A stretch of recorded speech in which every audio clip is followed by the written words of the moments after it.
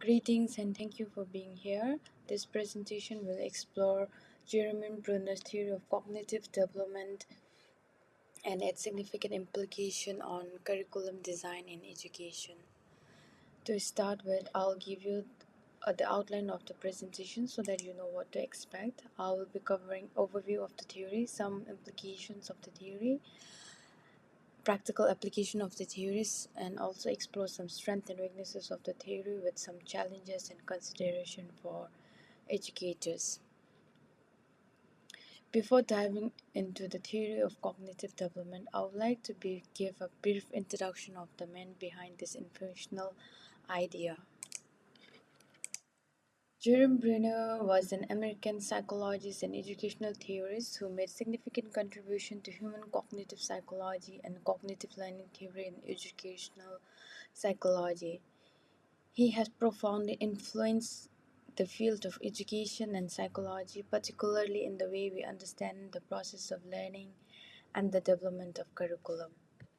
He was a pioneer of constructive theory of learning, which suggests that learners construct new ideas or concepts based upon their current and past knowledge.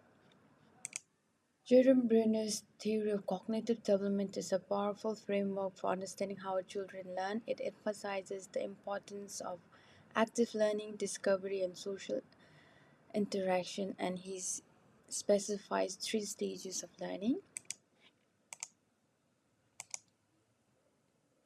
First one is inactive, that is action based. It refers to learning through action. For instance, young children learn by doing. They understand their environment by interacting with it physically. Second one is iconic, that is image based. This involves learning through images and visual aids. At this stage, learners start using pictures and diagrams to understand and organize their knowledge.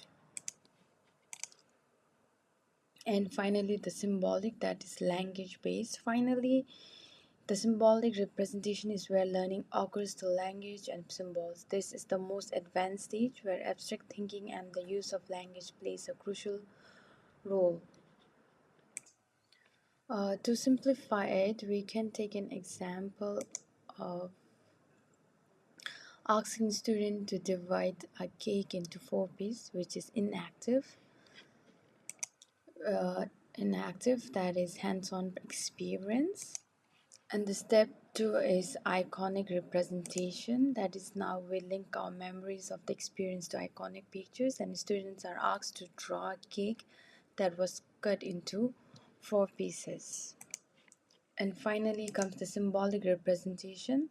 Here we use images we internalized earlier and turn them into abstract language such as mathematical symbol. There are key principles of Bruner's theory. First one is spiral curriculum. Bruner advocated for revisiting topics periodically, each time at a more complex level. This allows students to build on their previous knowledge and deepen their understanding over time. Next one is constructivism. Bruner's theory aligns with the constructivist approach to learning, which emphasizes active learning and discovery. Students are encouraged to explore, ask questions, and construct their own understanding. And third one is scaffolding. Scaffolding is a technique where teachers provide temporary support to students to help them achieve learning objectives they would be able to reach on their they won't be able to reach on their own. As students become more proficient, the support is gradually removed. And lastly, the discovery learning. Here, the students are encouraged to explore and discover new concepts on their own rather than depending on the teacher. Uh, Bruner's theory of cognitive development has profound implication on teaching, learning, and assessments. And firstly, we'll explore the implications on teaching. First one is active learning strategy. It emphasizes discovery and problem solving. This theory supports the use of teaching methods that promote active engagement. Techniques such as inquiry based learning, project based assignment, and collaborative activities align with this constructive approach. Scaffolding. Teachers can use scaffolding to provide tailor-based support on students' current level of understanding. This involves breaking down complex tasks into manageable parts and offering guidance that gradually fades as learner gain competence. Cultural context. Incorporating cultural context into teaching practices help make learning more relevant and meaningful. Bruner's theory encouraged educators to consider students' background experiences, facilitating a more inclusive and engaging learning environment. And it also have implication on instructional designs. Bruner's spiral curriculum encourages teachers to design lessons that introduce concepts at a basic level and revisit them with increasing complexity. This approach ensures that students build a solid foundation and progressively deepen their understanding. Moving on, implication for learning. First one is critical thinking. By engaging in discovery and problem solving, students develop critical thinking skills. Bruner's theory promote an environment where learners are encouraged to analyze, evaluate, and apply their knowledge in various contexts. Autonomy. Bruner's focus on active learning and discovery helps foster students' autonomy. Learners become more self directed as they take ownership of their learning process, making connection and solving problems independently. And constructivist learning. Students are encouraged to construct their own knowledge rather than passively receiving information. This process involves active exploration, questioning, and connecting new information to prior knowledge, which enhances retention and understanding of the concepts. And it also have implications for assessment. First one is formative assessment. Bruner's theory support the use of formative assessment to monitor and support students' progress. This assessment can provide ongoing feedbacks and help adjust instructional strategies to meet learners' evolving needs. And assessment of understanding. Rather than relying solely on summative assessment, which might measure read more memorization, educators can use assessment to educators evaluate students' ability to apply and integrate knowledge. This includes project-based assessment and problem-solving tasks. Scaffolding and assessment. Assessment practices can incorporate scaffolding principles by providing students with initial support and gradually increasing expectation as their understanding develops. This approach helps track work progress and support continuous learning. Finally, the reflective practice. Bruner emphasizes on reflection and metacognition can be incorporated into assessments, encouraging students to reflect on their learning process, strategies, and understanding can provide deeper insights into their cognitive development.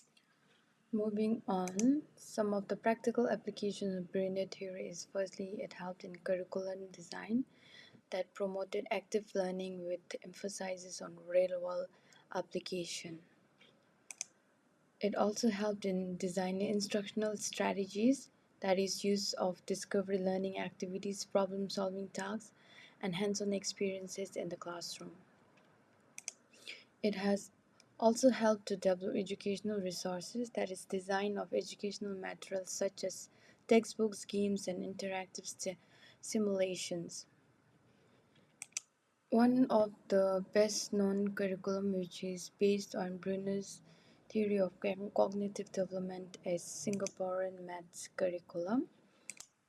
In 1980s, the Singaporean government decided to stop importing foreign textbooks and they built the world's best maths curriculum from scratch.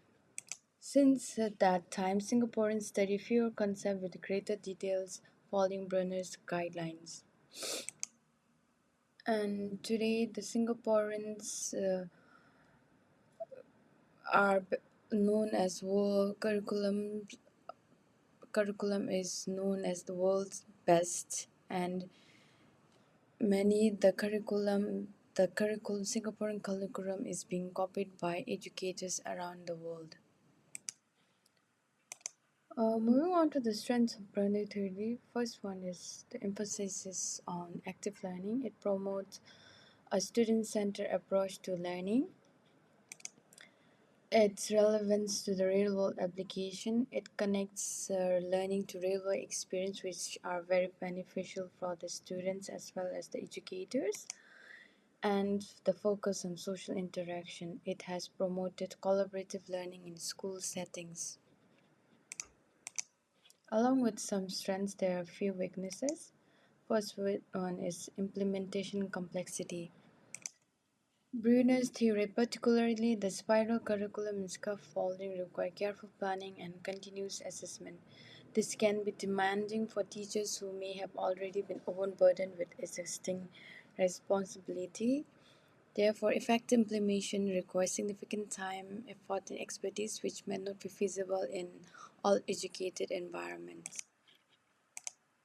Resource intensive.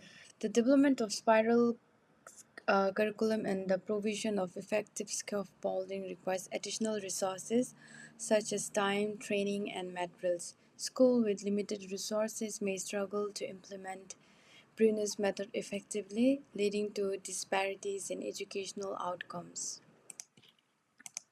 Variability in effectiveness. The success of Bruner's method can vary depending on the content, teacher skills, and student background. This variability makes it challenging to standardize his approach across different educational settings. For instance, some students may not respond well to constructivist method and may require more structured and directive teaching approach. Some of the challenges and consideration for educators are time constraints. Balancing a rigorous curriculum with time for active learning and discovery can be quite time consuming. Assessment. Developing effective assessment method that capture the full range of learning is may not be feasible all the time. There is also differentiation, meeting the need of diverse learners with varying abilities and learning style. Since there is time constraint, meeting the needs of the diverse learners can be a challenge for the educators. And also the resources, availability of sufficient materials and support for active learning and inquiry-based activities can be a challenge for an educational setting where there are not enough resources. And these are all the challenges consideration an educator must take into account. To conclude or to summary, Jerome's Bruner theory of cognitive development offers valuable insights into curriculum design, emphasizing the importance of active learning, scaffolding, and spiral curriculum. While it presents certain challenges, its benefits is fostering deeper understanding and engagement in students are significant. Therefore, we should say like the advantages outweighs the disadvantages. And finally, these are the few references I have used to present this. Lastly, thank you for your attention, and I hope this presentation has provided you with a little bit of more understanding of Bruner's theory and its application in education. Thank you.